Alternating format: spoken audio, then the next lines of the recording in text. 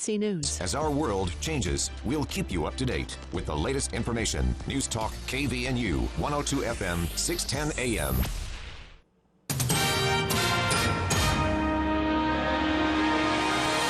KBNU News Time is 5:05. I'm Bill Walter with this news update brought to you by Roof Rescue.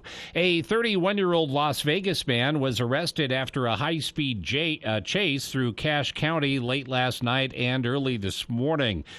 Peter Litvinko was booked into the Cache County jail following the chase that resulted in SWAT teams being called out to use tear gas near the summit of Logan Canyon, US 89. According to a statement by the Utah Department of Public Safety, just after 9 p.m., a charcoal gray Mercedes van with Nevada plates was reported to police for erratic driving and flashing its lights behind drivers on US 8991 near Wellsville. The van continued driving erratically and flashing its lights, and troopers found it on US 91 near Smithfield and attempted to stop it. The van failed to stop and continued northbound. DPS said the trooper did not pursue but did follow at a distance to keep an eye on the van. He noticed the van made a U-turn at the south end of Richmond to head back southbound. He again tried to pull over the van, but it fled again. The troopers and other law enforcement kept their eyes on the vehicle as it continued into Logan, where the van ran every red light it came to. Responding officers then lost sight of the van for a time. Shortly after this, citizens spotted the van and called about it driving recklessly into Logan Canyon near First Dam. Rich County deputies set up near the county line with spikes. The van was successfully spiked but continued to flee. A trooper then made a successful pit maneuver at milepost 494 near Garden City and finally stopped the van. The DPS, though, said Litvinko would not comply with officers' command, so a SWAT team responded and deployed tear gas. He was taken into custody at about 2:45 a.m. Jail records show Litvinko was booked on suspicion of failing to stop at the command of law enforcement, driving under the influence, and other offenses. KBNU News Time is 5:07. KBNU weather, mostly cloudy tonight, mid-40s, and then partly cloudy upper 60s tomorrow. It's been to 69. Right now it's 66 at KBNU. KBNU weather brought to you by Napa Auto Parts. They have the items you're looking for, the parts you need, use, and rely on every day. Stop by one of the 5 locally owned Preston to Providence Napa Auto Parts. My name is Gloria Nadal, and I chose Roof Rescue. They exceeded my expectations because they were able to follow through with the insurance company, establish a rapport, and ultimately the insurance company took responsibility and paid for my roof to be replaced. The products that they use were top-notch. My roof is beautiful. I would recommend them over and over again. My name is Gloria Nadal, and I encourage you to choose Roof Rescue.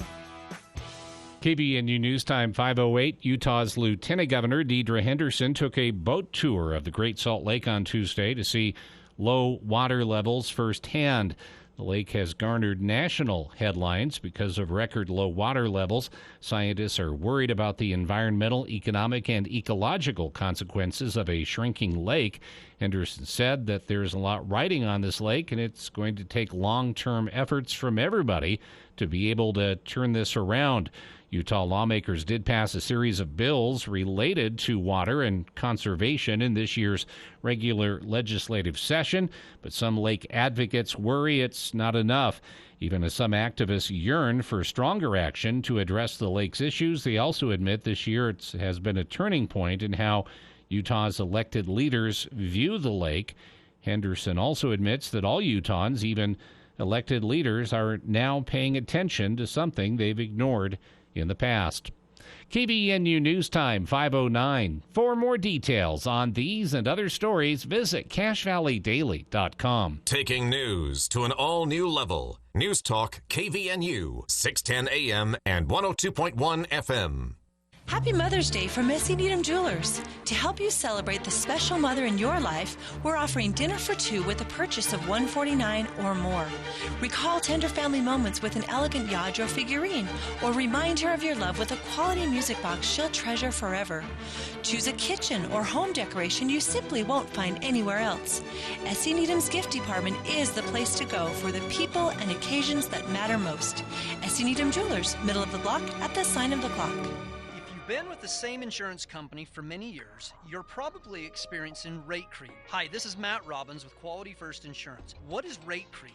This is where your rates increase every year, but your agent doesn't have any other options for you. Auto Owners Insurance and Quality First will give you options. Quality First Insurance, 752-0101, right in front of Fisher Home Furnishings. For more information, go to q1ins.com. Wake up and text. Text and eat.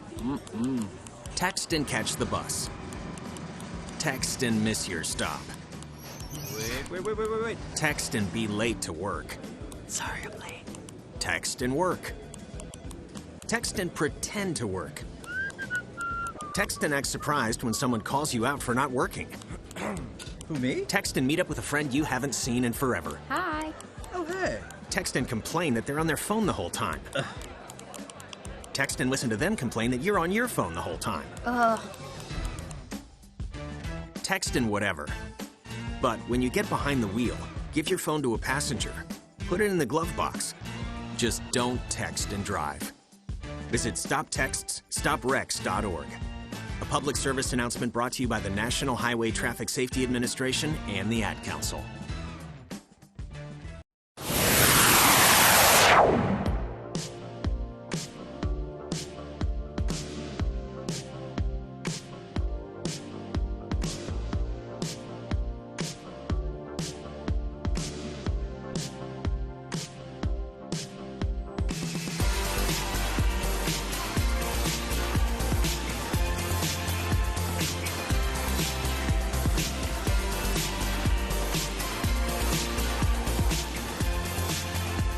Welcome back to KVNU's For the People, Hour 2 of today's show, Thursday, May 5th. I'm Jason Williams.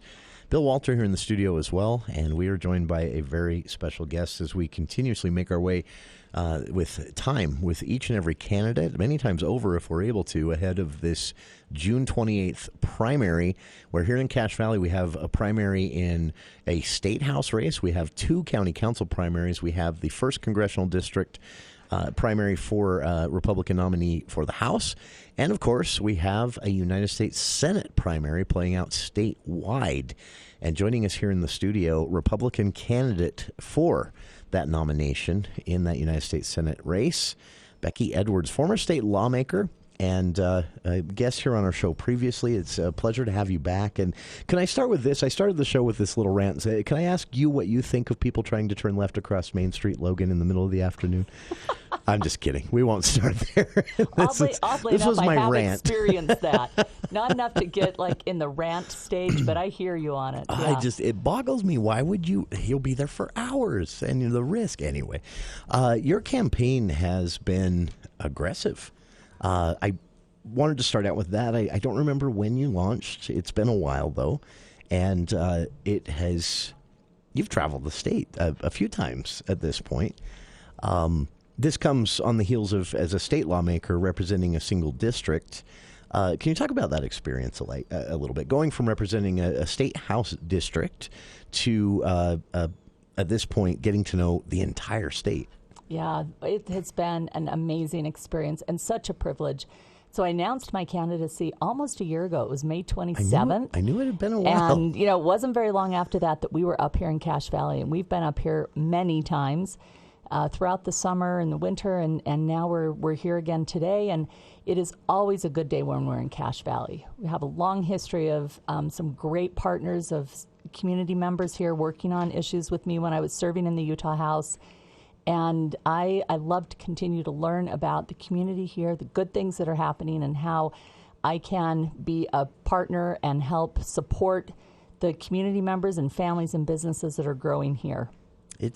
Cache Valley is very unique. During the last 2 recessions, Utah weathered the recessions better than a lot of other states. Cache Valley weathered the recession better than most of the rest of Utah. And we've spoken with state economists about that. We've spoken with, it's a very eclectic economy up here, with a lot of food services and education. And that is an area of expertise of yours, right? Education. This was, I remember as a state lawmaker, I don't know if it was ever an official nickname, but you were known here on our show, but also by other lawmakers I worked with and spoke with. You were sort of known as the education lawmaker. Can you talk about where that comes from? Well, I actually, a couple of days ago, it was actually Teacher Appreciation Day here in the state. And it was fun for me to highlight my parents. My parents were both educators. So it was something that has always been important to me. My dad was a professor at BYU. My mom was a high school teacher at Provo High. So when I got into the legislature, I actually had the privilege of serving on both higher ed and public ed, and then the Education Appropriations Committee. And at the same time that was happening, I was serving as the chair of the Economic Development and Workforce Services Committee. So really led out on some kind of innovative education to workforce pipeline things. And I know so many good things are happening at the Applied Technology College up here. And with Utah State, and you have this really interesting and robust, diversified economy up here, including manufacturing and ag and tech, and it's both a nod to the legacy of the people here, but also being very welcoming to the future. And I think that's unique. But there's something unique and special about Cache Valley for sure. That is. Speaking of agriculture, of education, all of this stuff, I know, one of the primary concerns, I think, at least in the back of minds here in Cache Valley, I see it every day, but we're seeing spaces where, and maybe it's just nostalgia, maybe there's something more to it, but we're seeing spaces disappear. Places where I remember riding my little dirt bike as a kid are now subdivisions. But here in Utah, the ideological approach to this, the philosophical approach to this is that the more we can keep the federal government out of managing this type of thing, obviously, the better. Leave it to a state and a city and county decision. But if you're elected, you'll go back to the United States Senate, serve alongside many other senators from other states who may not be approaching things the same way. So bills might still come up. How do you navigate that there in the Senate if elected? I think you always keep top of mind the people that you've been elected to represent. So your primary thing is to serve as one of the representatives in the U.S. Senate, a deliberative body that by design is intended to have people work together and collaborate and figure things out for the greater good, but also being very cognizant of the role, as you said, of states' rights and the more local control on issues, the better. That's certainly one of the principles that I adhere to. And having served in a state lawmaking position, I really have felt that encroachment from the federal government on issues when I was serving in the House, and being very aware of that and wanting to push back and say, this is not in your purview. And so I think that really helps inform my awareness of this, and will keep those boundaries very clear in my mind as I serve in the Senate.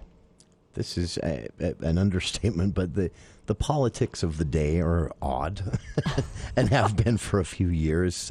Not so much in our state legislature, thankfully, but at the federal level, it's been strange. And, a frequent thing that I think a lot of voters are seeing now is that it almost seems impossible, regardless of who has the majority, which party has someone in the White House. It's almost like everything's impossible. Nothing can really get done until, something that involves donors. And then, of course, that can get done very quickly. I know you've spoken about this before and even made this kind of a part of your campaign. How do you feel? Can that be resolved? Is that a trajectory we're on that's going to take a generation?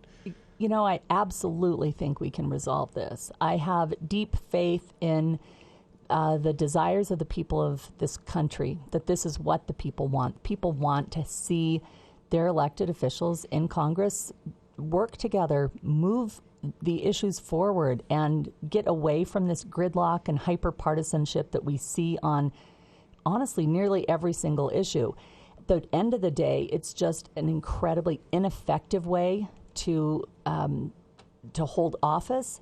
And people around this country who work so hard in their lives to work hard to put food on the table for their families and contribute in their communities, they don't have time for Congress who is not doing their job when people of America are working so hard. So I really believe that there is an opportunity for us to change, and in a body of 100 people in the United States Senate, one additional voice who's willing to be that collaborative person who can find common ground and has a pattern of doing that, knowing how to do that. You have to play the long game. You have to be willing to spend the time to build relationships of trust and have a deep commitment to approaching your colleagues, even with different ideations and different philosophical stands on things, understanding that you can learn from them and you can work together in a productive, proactive way. It's what I envision for the future of this country, and I'm committed to the reality that we can get there. That is, because the reality is, if elected, you, a conservative Republican from Utah, are going to go to the Senate, and maybe there will be an issue where you find yourself working alongside Bernie Sanders, or you find yourself working alongside a fellow conservative from Idaho or Wyoming, and that definitely seems to be missing a bit of late. Yeah, I think so. You know, we had an opportunity yesterday to go to the Utah State Capitol, where Orrin Hatch, former senator from the state of Utah, was having his line in state there. And I have a daughter who was one of his interns many years ago. And, and so many people there had interned for Senator Hatch or been involved with working with him on different issues. And it was a great opportunity to hear some of these same things over and over, where people were saying, you know, back in the day when Senator Hatch was serving, we saw Senator Hatch working alongside Senator Kennedy and working on issues and coming together on the Children's Health Insurance Program, for instance, that provided health care for kids across this country. And they were friends outside of their legislative duties, and it was like a hearkening back to a different time. And people were bringing that up because it mattered to them, and it was something that people want to see more of. And I know that it's possible. It's encouraging to hear, and I have to give you a chance to expand on this. Last time you were here, I wanted to bring this up, and I spaced it. This was actually a question from a listener asking us to bring this up, and it's such an intriguing thing. So one of my personal criticisms or frustrations, I think, with a lot of campaigns and politics these days is we've become very bumper sticker slogan satisfied. If a candidate says the right sentence, that's enough for us as voters. You have a segment in your priorities list at your campaign website, which for listeners is beckyforutah.com. And it's under the title Families First. And a lot of times, again, you would see a campaign leave it at that. Families first. And everyone's like, rah. You expand on that. In fact, there's like 7-8 paragraphs here of what you mean by families first. Can you elaborate on this a little bit and why it's the top priority for your campaign? Absolutely. It is a priority, and it always has been a priority of mine. My background is in social work and marriage and family therapy, and I've cared deeply about families for many years. And as a legislator, I served as the co-chair of the bipartisan group, the Women in the Economy Commission. And we heard bills year after year that helped families and parents and women have access to greater opportunities in our economy in the state. And we know that women play such an important part of our state's thriving economy, but are faced with some really big challenges around child care, around family and medical leave, and even affordable housing kind of falls into this category too.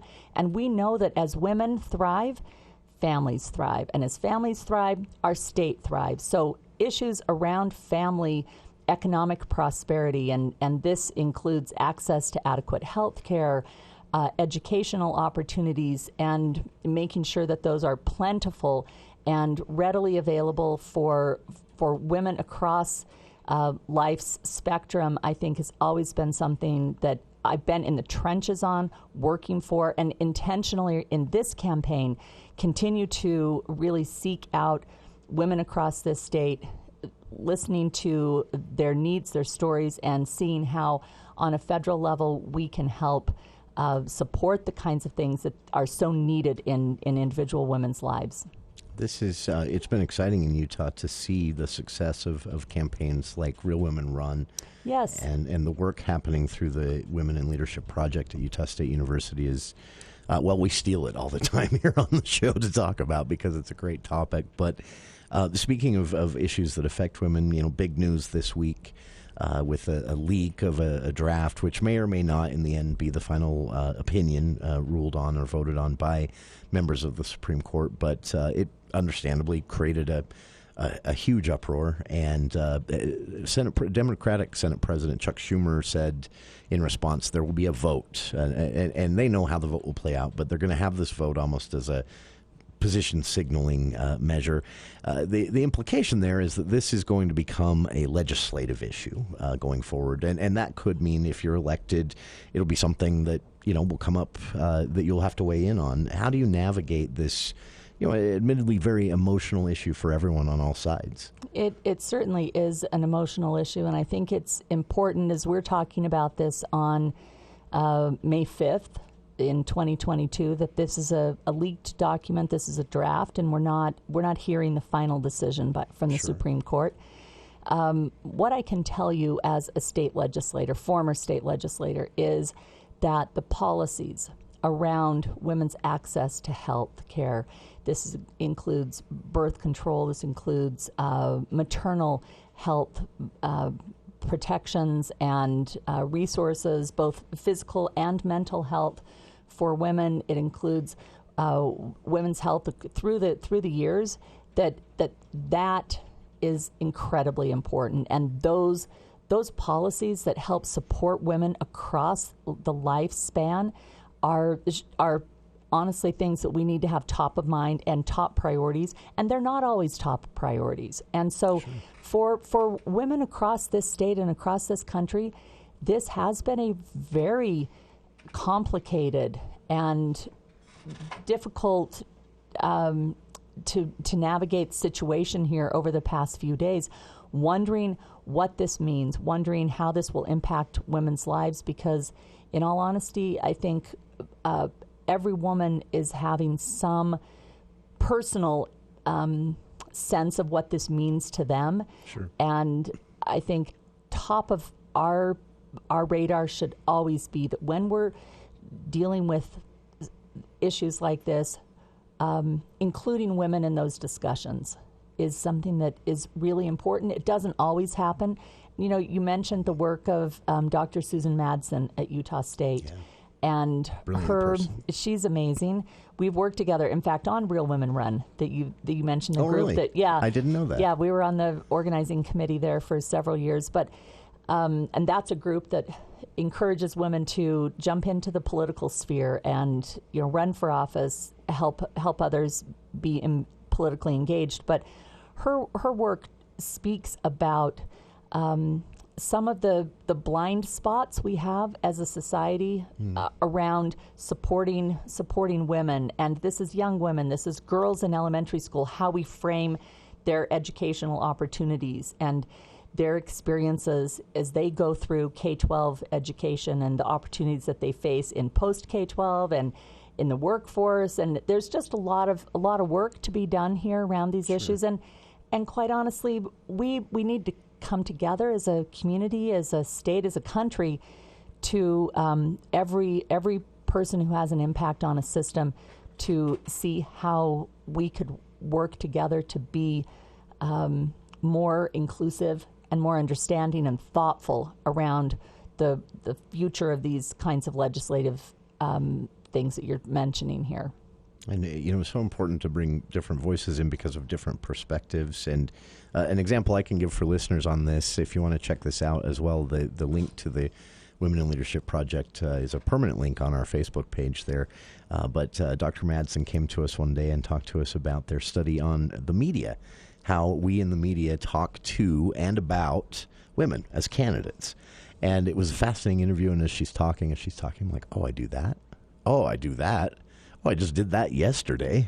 And just the way we would ask questions, it was really enlightening, and that was, kind of drove that home, the importance of different perspectives on this. And fascinating to be able to talk to you about all of this. And I know in a Senate race, there's never a dull moment. We've promised your campaign staff I wouldn't keep you much past the bottom of the hour because you have an event to get to. So maybe we can wrap up there. If people want to get out, engage with your campaign, get to know you as a candidate, of course, there's the website, beckyforutah.com, and, of course, Facebook and Instagram and more link there as well, on Twitter and YouTube, so all of the social media channels. But you have events coming up as well, right? We do. We have some awesome events. In fact, we're in Logan this evening. We're leaving here to go to an amazing Cinco de Mayo event celebrating this really robust and vibrant Latino community here in Cache Valley. Absolutely. And the history there. And this is one of our first Yellow Couch Tour events of the spring.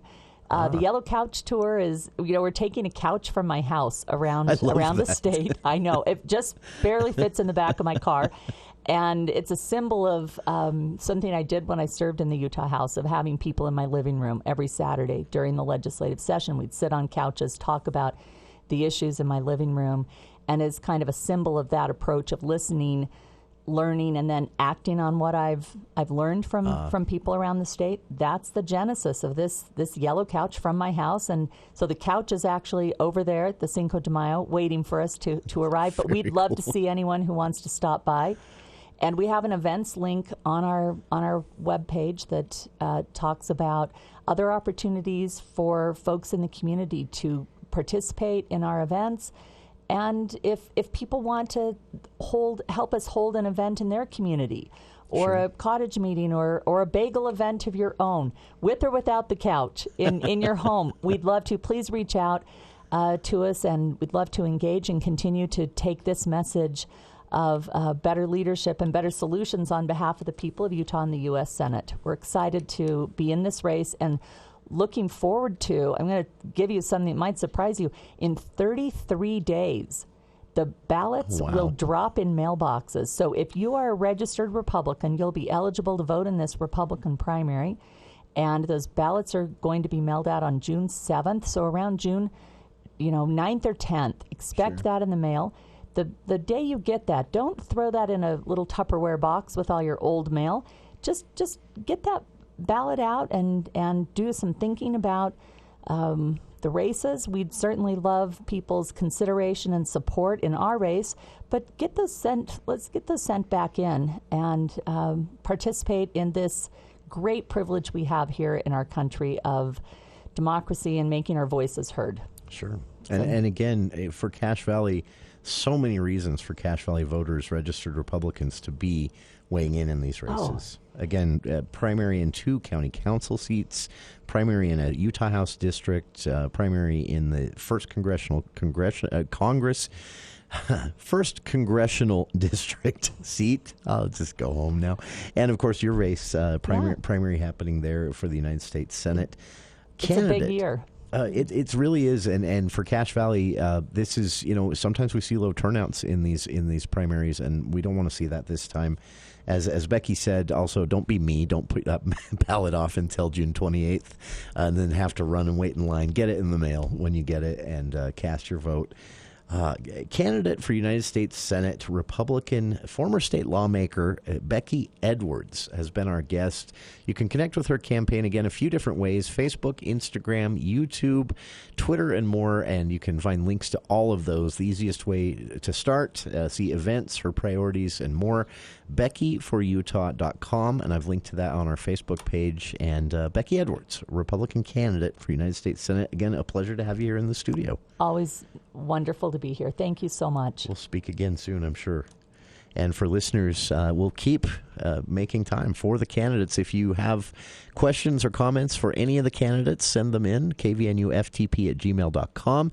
Keep an eye out for Governor Spencer Cox to join us here on air next Tuesday at 6 o'clock after For the People, but I'll be sticking around to moderate that. Congressman Blake Moore joining us next week as well. And all of these interviews, of course, can be found on our podcast link via the Podcastic service. Thanks again to our guest, Becky Edwards, Republican candidate for United States Senate in this Republican primary playing out as we speak. We'll be back with more of For the People after the headlines with KVNU's Bill Walter.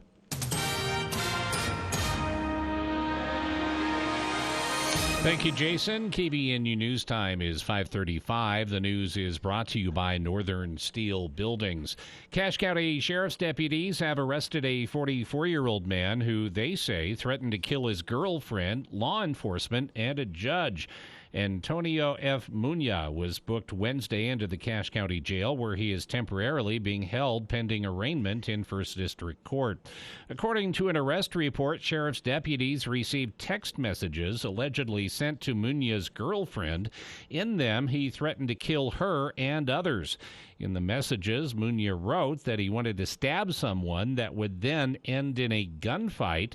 He explained that he would kill his girlfriend's lawyer first, followed by a judge, and then every cop that comes close until he ran out of bullets, according to the report. Deputies suspect Muñoz was referring to individuals involved in his child custody case in Ogden. No one was specifically identified in the threats.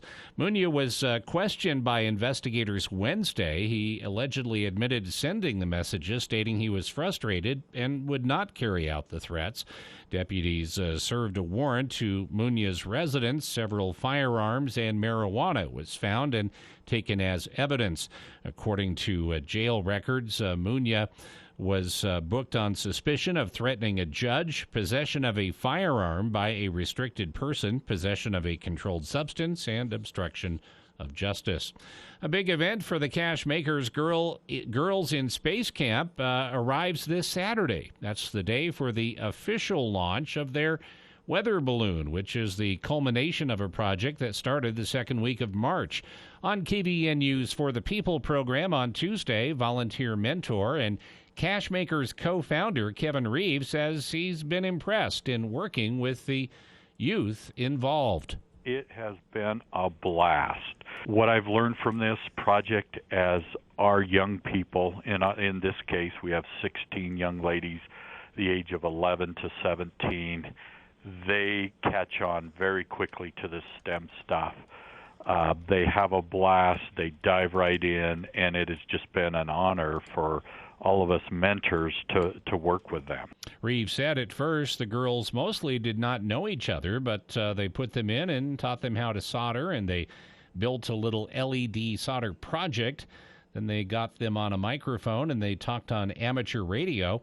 And the whole culminating project is to assemble a payload for the weather balloon launch. We broke up into teams, and the girls got to sign up for the various teams. One team is going to be responsible for getting that balloon filled with helium and launch it.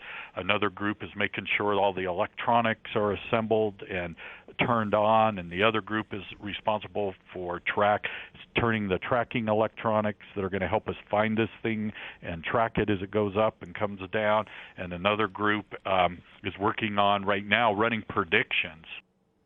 He said one of the big things still up in the air on Saturday is the weather, where they should hold the launch and where is the payload going to parachute back to Earth.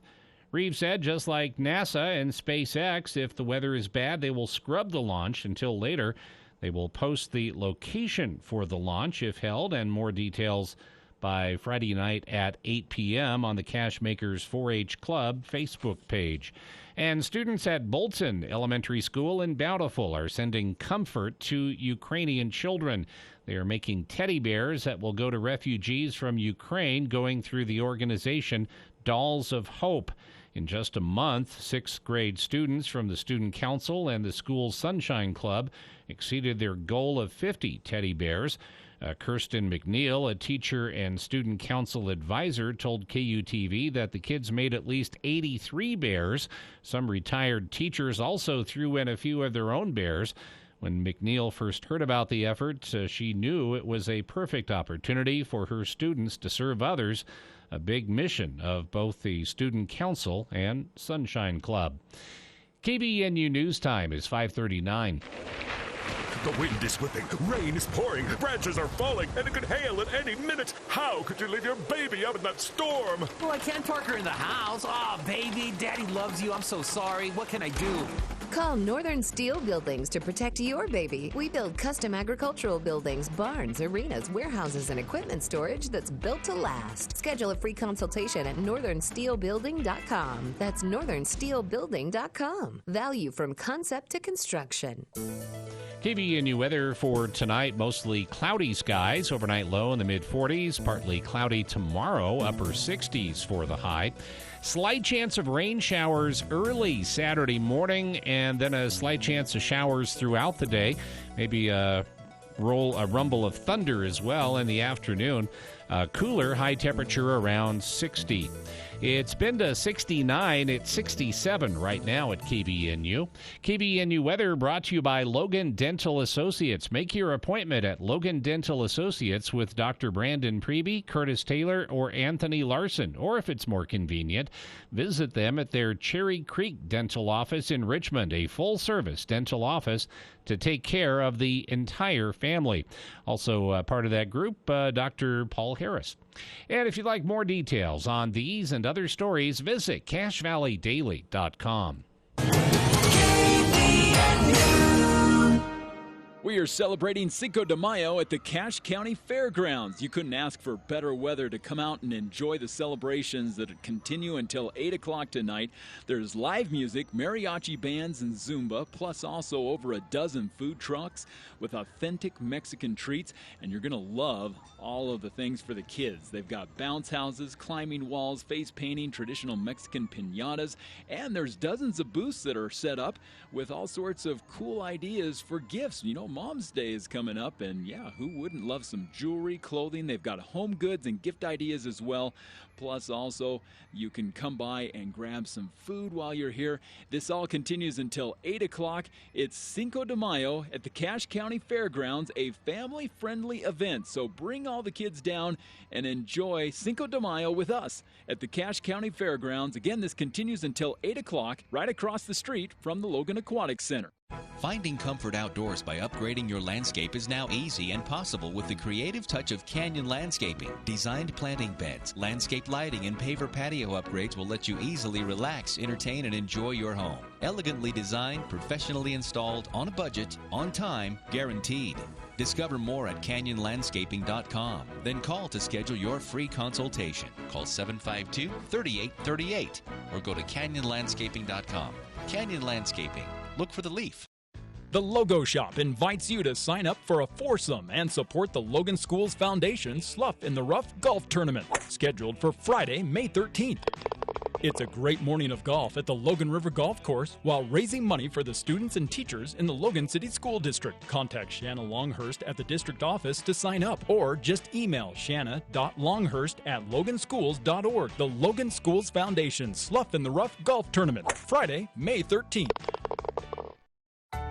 Hi, this is James Stevens with White Pine Funeral Services. At White Pine, we value compassion, integrity, and service. We are committed to serving you and treating your family as our family. We will be here when you need us most, to listen, to help, and to provide exactly what your circumstances require. At White Pine, we promise to dedicate our time and attention to you and your family. We invite you to come by and meet us. We're confident you'll feel a difference. Friday edition of the Clay Travis and Buck Sexton Show. It is our pre-Mother's Day extravaganza. My mom, Clay's mom, and plus we'll do news like, Clay, what do we got? We'll see what the latest is on the Supreme Court leak. We'll also talk with Ann Coulter about the decision that was written by Alito and what she thinks of it. All that and more. It'll be the Friday edition rolling you into the weekend on Clay and Buck. 10 to 1 on News Talk KVNU, 102 FM and 610 AM.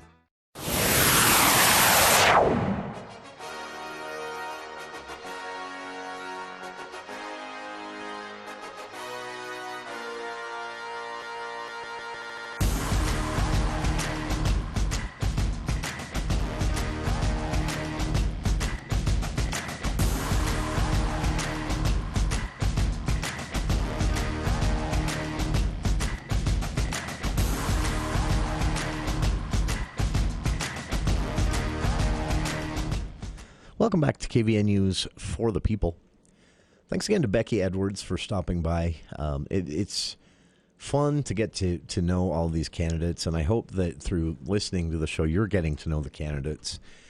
Registered Republicans here in Cache Valley, this is not the cycle to sit out. Not that there is ever a cycle that I'd recommend you sit out on if you're a person who votes. Obviously, then, that is a way to be a part of this. And if you're not, your neighbors are, including that one neighbor we all have that just kind of gets on your nerves. I'm kidding, sort of. It's going to be, someone making this decision. And so the real choice is it 35 people? Or is it 3,500 or 13,500? And obviously, the more people you get, I think the better decision will be made. We see that sometimes play out with the caucus system in Utah.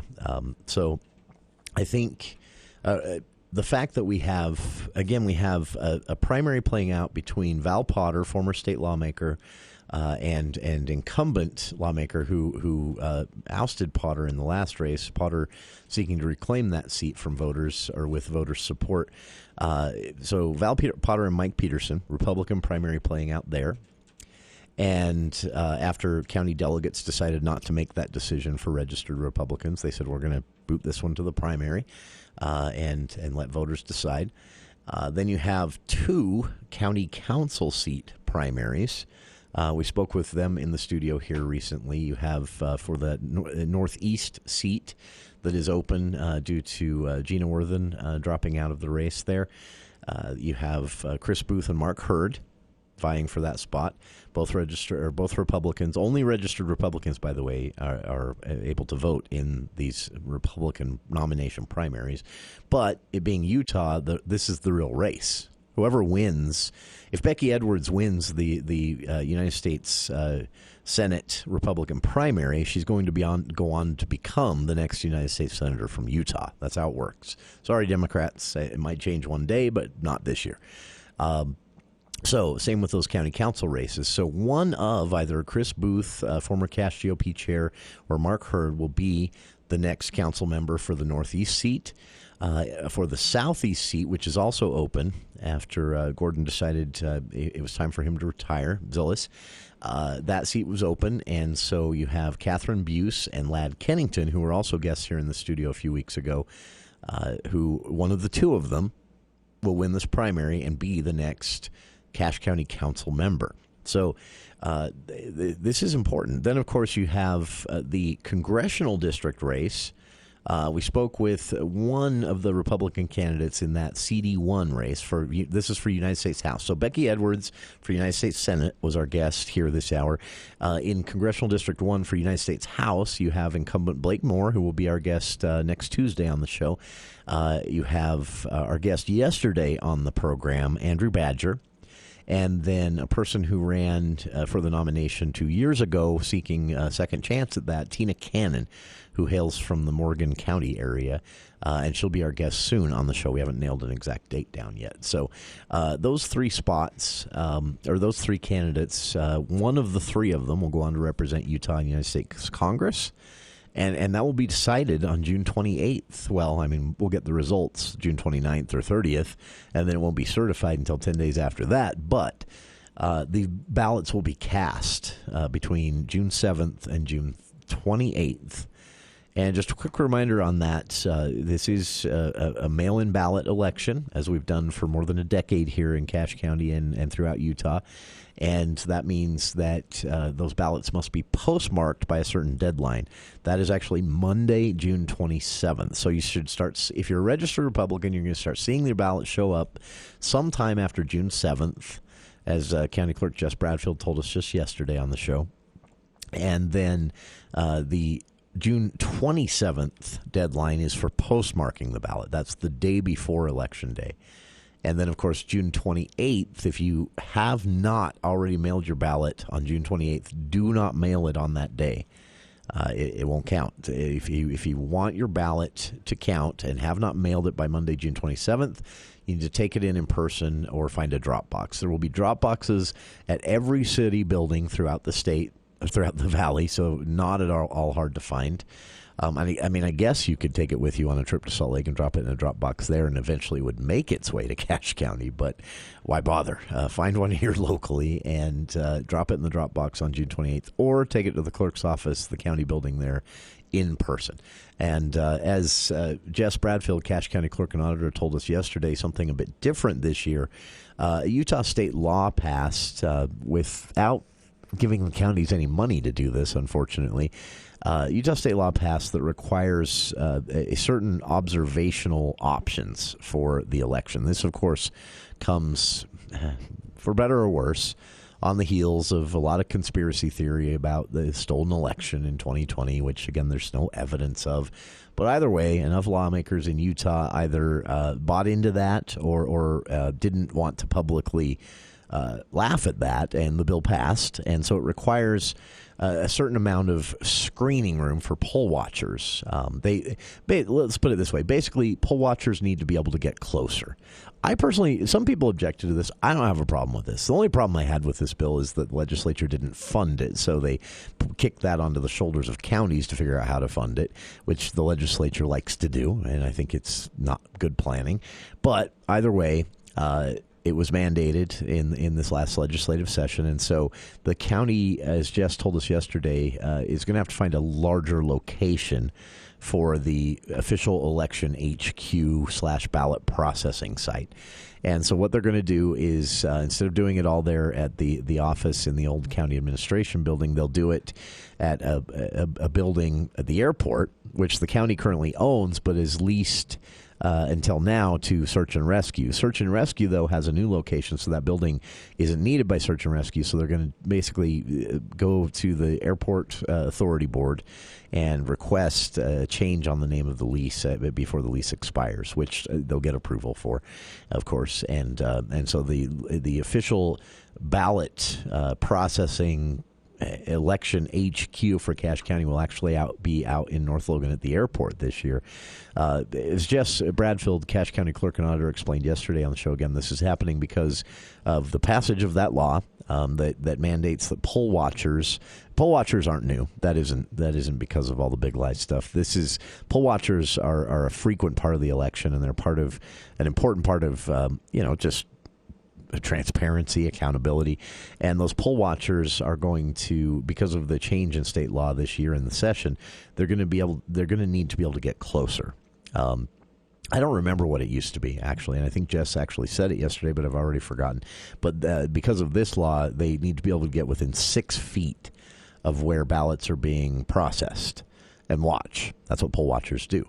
And so that's not possible at the current facility where the election processing usually happens. So they're moving it out to a larger building with more space to spread machines out and things like that for poll watchers, and that will be at the Logan Airport location. So assuming the Airport Authority grants the change of the name on the lease, which I don't see why they wouldn't. So but other than that, everything's going to be the same this year. A listener had emailed yesterday after Jess left the studio. A listener wanted to know if there were going to be any changes to the ballots themselves. And that's a great question. I should have asked while Jess was here, but I can tell you from actually reaching out after we got that question, no. The ballots will not be different. I know there is a lot of confusion because during the legislative session there were quite a few different bills talked about. There was a bill that thankfully didn't pass that recommended basically booting everybody off the registration rolls, making them re-register. And none of that passed.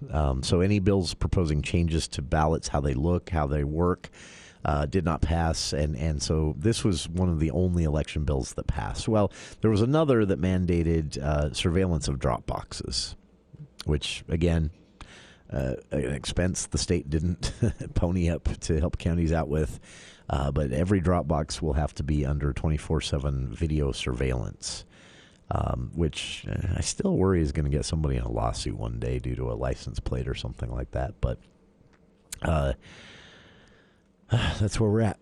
So other than that, though, no changes. The ballots you see starting to go out that week of June 7th will be exactly what you'd expect and what you've seen before. I guess I can't guarantee the envelopes will be light blue, but I would assume that hasn't changed.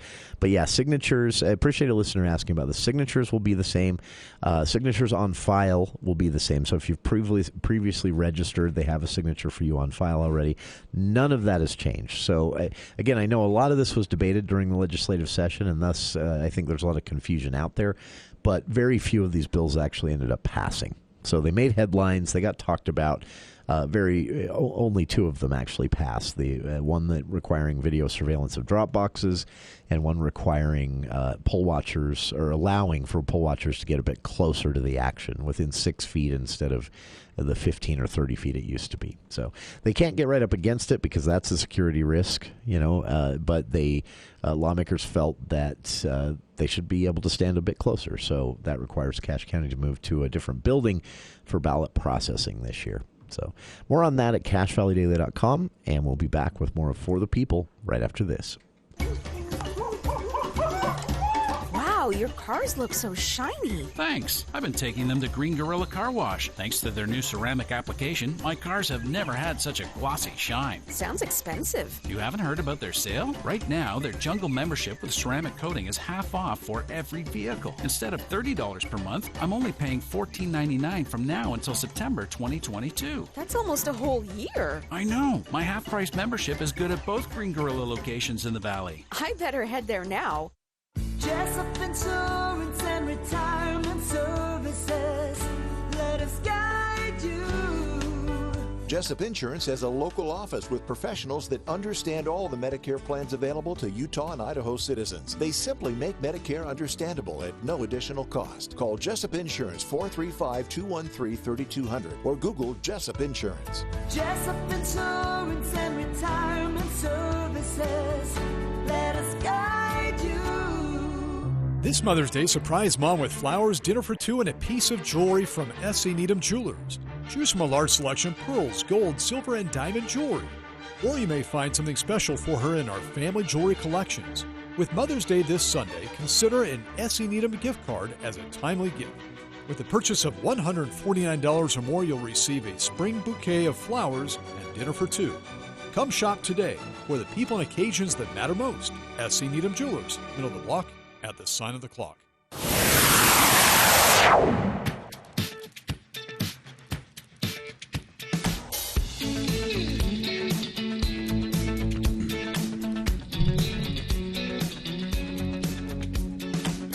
Welcome back to KVN News For the People. Thanks again to our guests this hour, Becky Edwards, Republican candidate for United States Senate.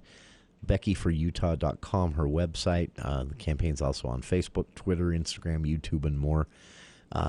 One way I would recommend, if you're out there, you're a registered Republican, you're looking for ways to get to know the candidates, Google her name. She was a state lawmaker for a long time, but personally, I think you can find out a lot about where a candidate's coming from if they've served in a legislative office before, looking at what bills and issues they sponsored or voted for or against, and you can find that, a record kept of that, at le.utah.gov for every lawmaker, actually. That's not just those that become candidates for federal office after being in the legislature. So it's always fun to have the candidates in studio, but I want to throw this out again for listeners. If you have questions for a candidate, even if it's one we've recently had on, be glad to make time to try and get them back on to answer your question. We'll also have a rotating schedule of candidates, so we can let you know when they're going to be on. If there's something specific you'd like to hear them opine about as a candidate, a lot on the line right now. So any of that, send it in via our email address for the show, kvnuftp@gmail.com. That does include, by the way, some upcoming debates through the Utah Debate Commission we'll be a part of with the congressional race and the Senate race. It does also include sending in questions for next week's Direct Link with Governor Cox. We'll be moderating that again right here in our studios at KVNU, but this will broadcast statewide via rural partners in every part of the state outside of Salt Lake County. So if you have a question or a comment for Governor Cox, kvnuftp@gmail.com as well for that. And we'll take a break from candidates tomorrow. Andy Morgan of AndyAtTheMovies.com will be here. And we'll step into a little more entertainment-themed show, but we'll get right back to it next week. And again, if you'd like to hear from a certain candidate first, we've got a schedule planned for visiting again with the county council candidates. Congressman Moore will be with us next Tuesday on the show. We also have Tina Cannon still to get to from that congressional race. Senator Mike Lee himself, we're still nailing down the date on this one, depending on what the Senate schedule ends up being next week or the week after. But stay tuned. They're all going to be here with me at a certain point. If you have a question for him, kvnuftp@gmail.com for candidate questions. And